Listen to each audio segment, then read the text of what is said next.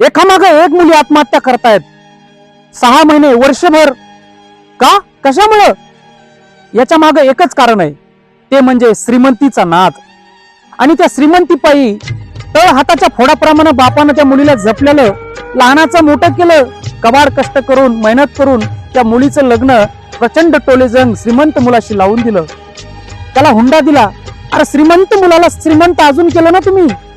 काय उपयोग मुलीला मोबाईल महागडा गाडी महागडी घर महागडं सगळं महागडं पण तिचं मन किती व्याकुळ होत होतं तिला किती त्रास होत होता तिनं किती सहन केलं तिला समाधान नव्हतं पैसा सर्वस्व नाही बापांनो तुम्हाला सांगतो आपल्या मुलीला गरीबाच्या घरी द्या त्याला श्रीमंत करा तर तो मुलगा बापाप्रमाणे त्या मुलीला जपल